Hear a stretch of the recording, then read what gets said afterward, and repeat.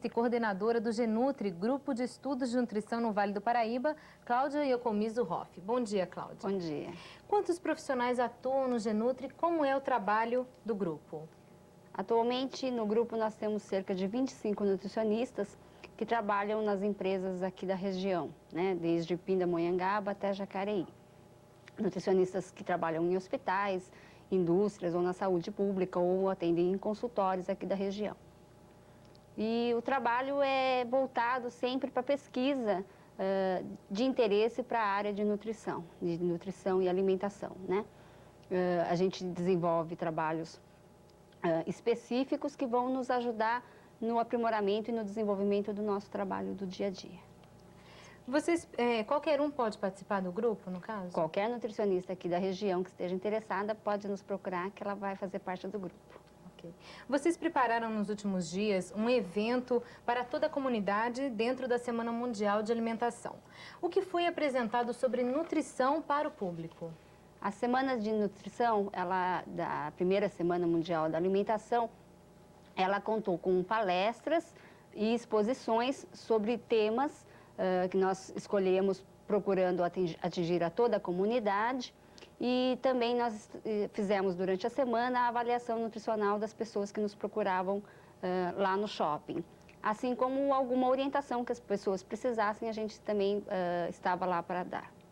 Você comentou sobre avaliação nutricional. Existe uma época ideal para que as pessoas procurem especialistas e façam essa avaliação? Na verdade, o que acontece é que cada idade que a gente passa, né, a gente tem uma forma de acompanhar esse desenvolvimento, de avaliar o estado nutricional. Enquanto criança, a gente acompanha peso e altura, o desenvolvimento conforme a idade. Agora, a avaliação nutricional realmente para saber o estado em que a pessoa se encontra, é como, por exemplo, um exame que a gente costuma fazer periódico de sangue para saber como estão os nossos níveis de colesterol, o açúcar no sangue. É interessante que a gente esteja acompanhando para que a gente, caso aconteça algum desvio, a gente perceba ali no início, né? Para que a gente tenha tempo de fazer uma correção mais facilmente. E de quanto em quanto tempo a pessoa pode fazer uma avaliação? Deve, né? A avaliação nutricional, ela pode ser feita conforme o estado que a pessoa mostrar num primeiro exame. Ela fazendo um exame e verificando algum problema, ela aí sim, acompanhada por um nutricionista, depois do tratamento, conforme o que ela tenha apontado na primeira avaliação, ela vai tornar-se avaliada em 1 mês, ou em 2, ou em 3, conforme a situação dela no primeiro exame. E sempre há tempo de reverter um quadro de saúde não muito favorável? Olha, acho que como todo problema de saúde, depende muito do estado em que a pessoa se encontra no momento da avaliação. É lógico que tudo que é verificado mais no começo, mais no início, é mais fácil de ser revertido. Por exemplo, se você tem hábitos alimentares incorretos durante um longo tempo, quando você perceber que isso está te trazendo algum problema, a reversão também vai ser mais demorada. Na terceira idade, por exemplo, a falta de cálcio provoca a osteoporose. Quais os alimentos são ricos em cálcio e como deve ser o hábito alimentar dos idosos? Diversos alimentos são ricos em cálcio, principalmente o leite e os seus derivados. Mas, por exemplo, a osteoporose, que pode estar acontecendo devido à falta de cálcio para as pessoas mais idosas, é um dos problemas que não pode ser corrigido somente quando a pessoa já estiver na terceira idade. É algo que a pessoa tem que vir cultivando ao longo dos anos, porque a osteoporose é uma consequência de uma alimentação pobre em cálcio de muito tempo. Então, depois, a reversão é muito difícil, porque aquilo foi se acumulando ao longo do tempo. Os ossos foram sofrendo os reflexos da falta de cálcio durante um longo tempo de uma alimentação pobre nesse mineral. Então, ela pode, com a idade, estar tentando corrigir, mas normalmente aí começam a ser necessário a intervenção de remédios, de outras formas, enquanto que se desde a idade adulta a gente já estiver observando esse ponto, sabendo que é um risco que a gente pode estar correndo na terceira idade, a gente consiga já durante todo o tempo fazer uma alimentação mais equilibrada para que a gente procure evitar justamente esses reflexos na terceira idade. E que tipo de alimentação seria essa já na fase adulta? Uma alimentação equilibrada, tá? O melhor para uma alimentação correta é sempre uma alimentação o mais equilibrada possível, que contemple todos os nutrientes, é isso que é o mais importante. A gente precisa estar tendo uma alimentação variada, que vai nos fornecer todos os nutrientes que a gente precisa, todos os nutrientes que o nosso organismo precisa, as proteínas, os carboidratos, as gorduras, as vitaminas, os sais minerais. Ela sendo variada e sendo equilibrada, ela vai, durante todo o tempo, preencher todas as nossas necessidades. E essas carências, como, por exemplo, a carência de cálcio, não vão se instalar. Tá? Isso tem que ser um trabalho lento, gradual, para que possa ter um bom efeito. Ok. Nós vamos a um rápido intervalo e voltaremos a falar sobre alimentação e qualidade de vida daqui a pouquinho. Aguarde. Vida de todos nós. Conversamos com a coordenadora do Genutri no Vale do Paraíba, Cláudia Iocomiso Hoff, e também com a nutricionista Mônica Giacomo Mourão. A Mônica participou da Semana da Alimentação, abordando como os hábitos alimentares inadequados estão diretamente ligados às doenças do coração. Bom dia, Mônica. Bom dia. É isso mesmo? Quem não se alimenta corretamente corre mais riscos? É importante as pessoas lembrarem que a alimentação, ela faz parte de um estilo de vida, de um hábito de vida. E que, em função disso, a gente deve considerar ela durante todos os anos de vida da pessoa. Ou seja, a alimentação se feita de forma inadequada desde a infância, com certeza ela vai contribuir para o desenvolvimento de fatores de riscos que estão associados com as doenças cardiovasculares. E é possível fazer esse controle alimentar, mas também comer aquela picanhinha, aquela carninha? Bem, quando a gente fala em dieta, é importante as pessoas saberem que a gente está falando do dia a dia, a gente está falando em termos de hábitos. Situações esporádicas, como o churrasco de final de semana, a festinha de aniversário, realmente não tem problema. O que é importante frisar é o hábito das pessoas. E a gente nota também que as pessoas que vivem na roça normalmente se alimentam de gorduras, carnes de porco, torresmo, e tem uma vida até muito mais longa e mais saudável do que muita gente. Por que a alimentação nestes casos talvez não faça tão mal?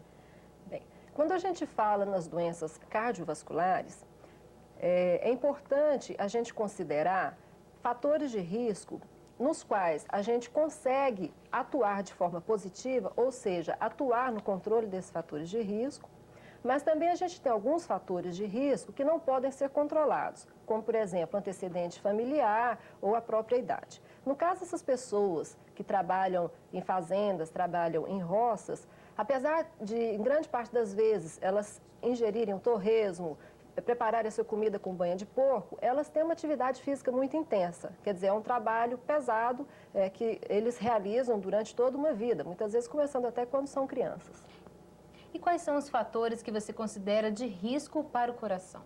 Bem, quando a gente fala nas doenças cardiovasculares, para ficar mais claro para o telespectador, é importante a pessoa saber que essa doença, na verdade, consiste no entupimento dos vasos, tanto do organismo como do coração. Então, esse raciocínio, apesar de a gente estar falando do coração, a gente pode extrapolar para os demais órgãos. Então, quais seriam esses fatores de risco? Os que a gente consegue ter controle: o cigarro, a obesidade, o estresse. O álcool seria? O álcool não. O excesso de gorduras, por exemplo, colesterol, todos esses são fatores de risco nos quais você consegue, por exemplo, trabalhar. Já aqueles comentados anteriormente, como, por exemplo, antecedentes familiares, se você tem pai, mãe, tem parente que tem hipertensão arterial, que já teve um infarto, você já tem um componente genético. Assim como, por exemplo, a idade. À medida que as pessoas vão envelhecendo, esse envelhecimento ocorre também com as artérias da gente. Então, são fatores de risco. E o que você acha sobre isso, Cláudia? Esses fatores que a Mônica colocou realmente são um conjunto, né? Então, como até ela citou no caso das pessoas que moram na roça, realmente a reação é diferente, apesar da alimentação deles muitas vezes serem mais carregadas em gordura, justamente por causa que os fatores de risco num conjunto não são os mesmos, tá? de uma pessoa que tem uma vida mais estressante, sedentária. Então, é isso que ela realmente colocou. É um conjunto de fatores que vai levar a pessoa ao risco maior ou menor. Ok. Vamos assistir agora uma reportagem sobre nutrição. Exemplo, causando problemas como a obesidade. Muitas vezes, comer bem, se alimentar direito, são hábitos que vêm de berço. Murilo, aos 8 meses, ainda mama no peito. Importante para o crescimento da criança, até o funcionamento do intestino, né? Os nutricionistas recomendam que os bebês sejam amamentados até os 6 meses. A partir desse período, as mães já podem variar a alimentação com verduras e legumes, de acordo com a aceitação das crianças. O que você não gosta de comer? É beterraba, E qual salada você mais gosta? alface. Os reflexos de uma refeição balanceada podem ser notados mais tarde. Dona Antonieta não revela idade, diz apenas que já passou dos 80. Ela está cursando a faculdade da terceira idade, mas não foi na escola que aprendeu a se preocupar com a alimentação. Sempre procurei cuidar bastante da alimentação. Sempre. Nunca exagerei em nada, nunca fumei. Álcool muito pouquinho, um licorzinho. Cláudia, a dona Antonieta está certa? Ela pode gostar de um licorzinho? Com certeza. Isso que ela falou é muito importante, porque ela teve durante toda a vida um bom hábito alimentar, uma alimentação bastante variada, com todos os nutrientes à disposição do organismo. Então, uma vez que ela tinha uma alimentação variada, ela conseguia mandar para o organismo tudo o que ele necessita. E é como a Mônica já colocou, tudo depende do hábito, né? Como ela colocou, o licorzinho para ela era uma coisa esporádica, não é um hábito contínuo que poderia estar trazendo, então, no caso o álcool, outros transtornos. Mas como ela colocou um licorzinho de vez em quando, tudo bem. Até faz bem, né? Como deve ser feita essa mudança na alimentação dos bebês que até então só tomavam leite materno? Uma nutricionista especializada na alimentação infantil saberia colocar isso até com mais detalhes. Com certeza, o que é muito importante, que até os 6 meses a mãe procure amamentar o filho no peito, né? Porque é o que a criança mais necessita nos 6 primeiros meses de vida é justamente dos elementos que o leite materno contém, o ferro, anticorpos, diversos pontos importantes a amamentação tem, inclusive de relacionamento psicológico entre a mãe e o filho. E a partir daí, a criança vai, conforme ela vai crescendo, ela vai desenvolvendo condições de aceitar outros alimentos. E a introdução tem que ser gradual, um alimento por vez, é lógico que em consistência adequada para cada idade que ela vai passando, né? E mês a mês a gente vai poder incluir novos alimentos, até que ela tenha atingido uma alimentação com todos os alimentos, uma alimentação mais variada. Mas é importante que isso seja gradual, observando que a criança consiga entender o que é cada alimento e passando a gostar de cada alimento pouco a pouco. E para o próprio organismo também se acostumar, né? Com certeza. A criança é um ser que está em adaptação. Então, cada alimento novo que a gente vai colocar, o organismo dela vai ter que se adaptar e aprender a fazer a digestão daquilo, né? Ok. Mônica, é comum as pessoas pensarem que as crianças gordinhas são as mais saudáveis. Mas como se pode saber onde termina o fator genético da obesidade e onde começa um problema gerado por um erro alimentar? Bem, a gente começa a perceber esse tipo de coisa a partir do hábito da própria família. É claro que se pai e mãe são obesos, há um componente genético forte. Se somente um dos dois é obeso, esse componente é menor. Agora, se o hábito alimentar da família, que obviamente é o hábito alimentar da criança, é inadequado, com certeza isso caracteriza bem por que aquela criança é obesa. E qual deve ser o papel da família quando uma criança precisa fazer uma dieta? Bem, o papel da família é incorporar o espírito da dieta. Então, não adianta você passar para o pai, para a mãe, que aquela criança... que no dia a dia deve haver maneirar, por exemplo, o uso do refrigerante, se o pai, ao fazer a compra do supermercado, é o primeiro a dizer, eu vou levar o refrigerante porque eu gosto. Ou seja, a família realmente tem que participar da dieta, e é bom lembrar que fazer dieta, na verdade, não quer dizer restringir demais os alimentos. Quem faz dieta para perder peso pode, na verdade, ingerir qualquer tipo de alimento. desde que balanceado, claro. E com isso a família consegue fazer também uma alimentação variada. Então, refrigerantes e sanduíches não estão vetados? Não estão vetados e não pode ser considerado como vilões. O refrigerante é gostoso, né? Mas tudo a gente tem que enfocar bem o hábito, o dia a dia. O refrigerante, na verdade, ele tem um papel social. No shopping, a criança, o adolescente toma um refrigerante, numa festinha de aniversário também. O que é importante é o dia a dia, o cotidiano. Ok. Falar de estresse, fast food e alimentação correta que não faz mal ao coração. Até já. Miso Hoff e também a nutricionista Mônica Giacomo Mourão, especialista em doenças do coração. Mônica, as pessoas falam em bom e mau colesterol. Como é essa diferença? Bem, o bom e o mau colesterol, na verdade, são frações encontradas no sangue que funcionam como meio de transporte para a gordura. O bom colesterol, conhecido como HDL, na verdade, de uma maneira bem simplificada, é como se ele retirasse as gorduras do interior das artérias, tá? Ou seja, quanto mais alto ele estiver, melhor. Já o mau colesterol, que é conhecido como LDL, esse já favorece o entupimento, a obstrução dos vasos. E não é só a carne vermelha o vilão do colesterol, é? Não. O colesterol, ele é encontrado somente em produtos de origem animal. Mas, além do colesterol, deve haver uma preocupação, principalmente com as gorduras de origem animal. Então, o que seriam isso? A gordura do leite, aquela parte amarela das carnes vermelhas, a pele do frango, os queijos amarelos. Enfim, de uma maneira geral, os produtos ricos em gorduras de origem animal são os mais preocupantes e seria em cima desses que a gente deveria trabalhar. Okay. Cláudia, nesses tempos modernos de vida tão corrida, muita gente se alimenta fora de casa e em restaurantes fast food. É possível se alimentar corretamente nestes locais? É um pouco mais difícil, mas com certeza é possível, tá? As pessoas têm que conhecer um pouquinho melhor o que é uma alimentação mais equilibrada e mais variada e na hora de fazer a escolha dos alimentos, procurar realmente colocar um pouquinho de cada coisa, porque o nosso organismo precisa de todos os nutrientes. Se a gente fica sempre nos mesmos alimentos, fica mais difícil da gente conseguir isso. Mas com certeza dá, precisa saber escolher o que vai comer na hora que abre o cardápio no restaurante. E como se pode complementar esta alimentação em casa?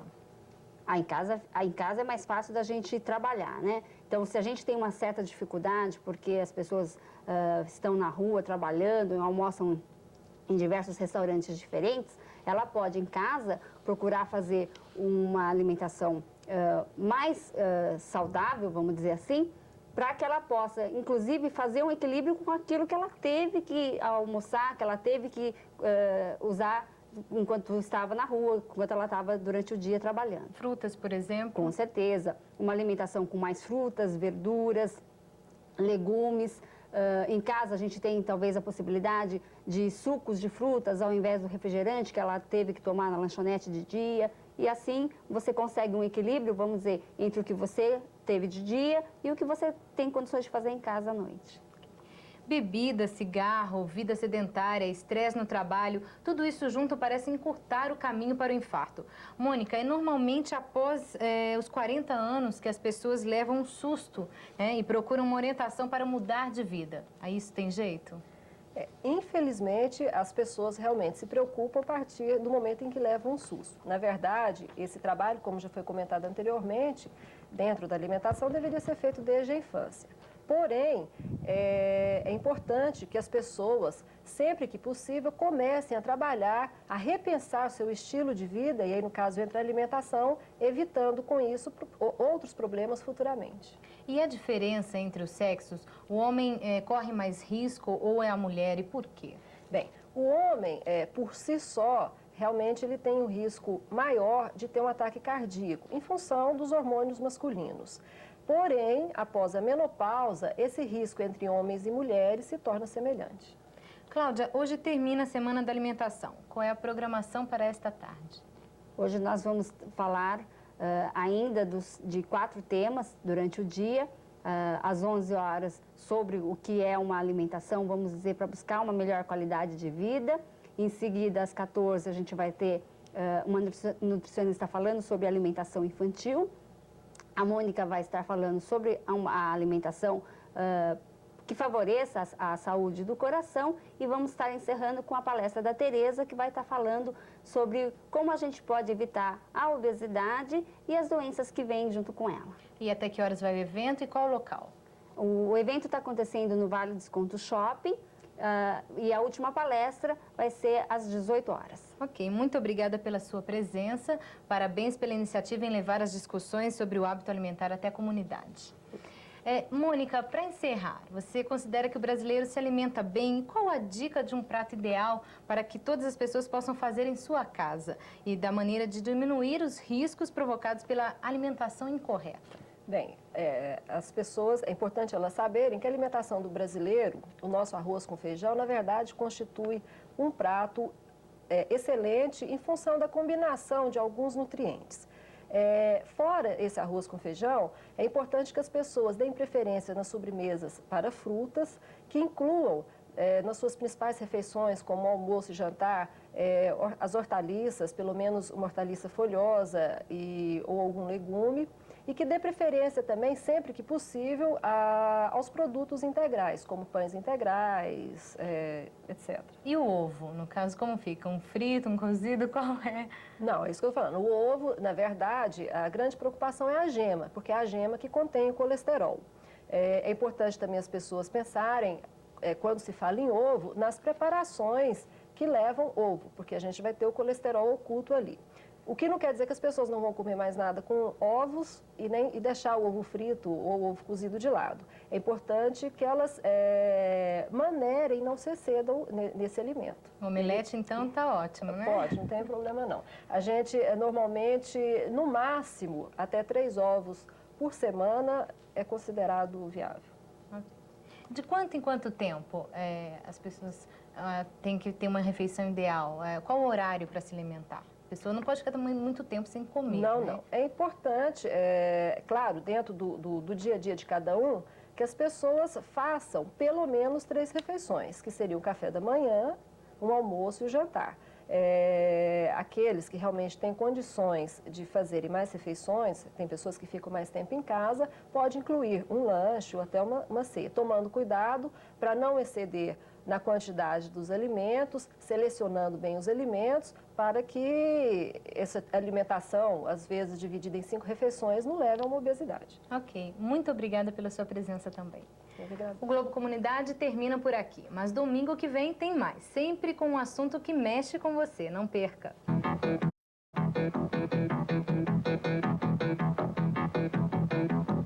Semana